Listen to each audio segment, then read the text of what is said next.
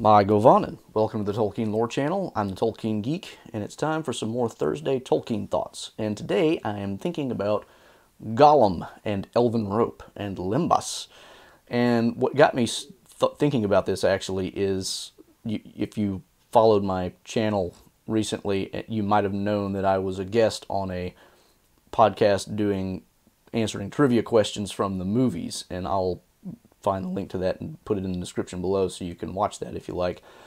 The episode I did was on the Fellowship of the Ring, but recently he also came out with an episode on the Two Towers with somebody else, and one of the questions was about Gollum being burned by the rope, and they started talking about why that is, and they were kind of speculating that it's because Gollum is really evil and the elves are really good and all this stuff, and I'm not sure the answer is actually quite that simplistic. There could be something to that, of course, because Gollum is very corrupted, and the thought that I had is a little in the same line, but going down a slightly different path, because it does have to do with his corruption by the ring, but it has less to do with the fact that it's evil versus good, and more to do with the fact that it is leading him down a path that is going to put him in the Wraith world versus the fact that he's becoming more evil, and it makes him less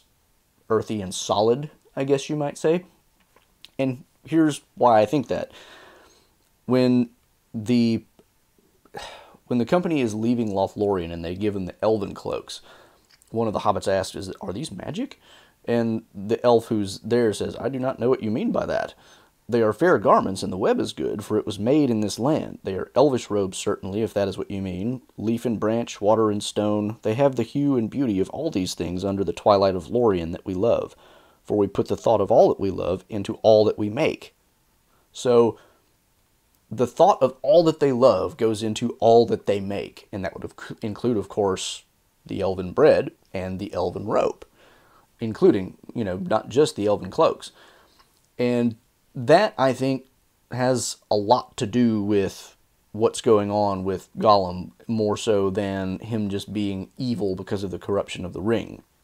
Certainly those two things are related, because the ring corrupting him, making him more evil over time, and him being corrupted by the ring and therefore closer to kind of the Wraith world are related, because they're both induced by the ring.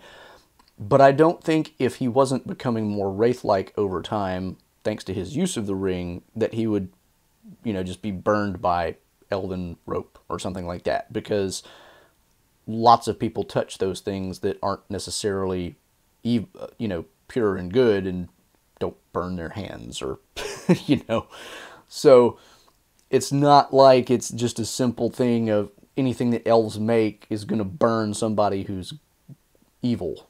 And the thing is about elves are not, we tend to think of them this way, but elves are not just pure good people. There's lots of really nasty things in the elves' history in the Silmarillion that really don't really allow for that interpretation.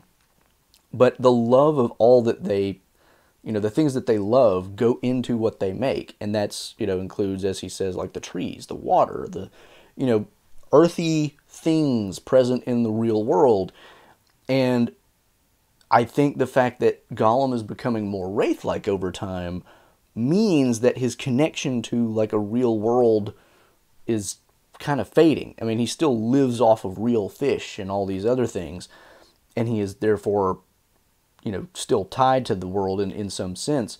But the connection that elves have to the land and their love for the land and the things in the land, the trees, the rocks, the rivers, all of those things, that love of Earth is really anathema to the idea of losing your physical body and becoming just a wraith.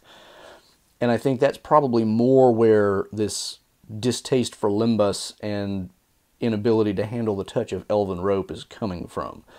But those are just my thoughts, and it's certainly not ever clearly defined what's going on here in the scene where Gollum is being burned or frozen or whatever. He uses several different terms by the rope, so it's kind of open-ended. And if anybody else has thoughts on it, I'd love to hear them in the comments below. But that's your Thursday Tolkien thoughts for today, and I'll see you on the next one. Thanks to all the channel supporters, especially Elf Friends PA Brew News, Tracy Meehan, Nathan DeFore, Paul Leone, and Oleg Gregg.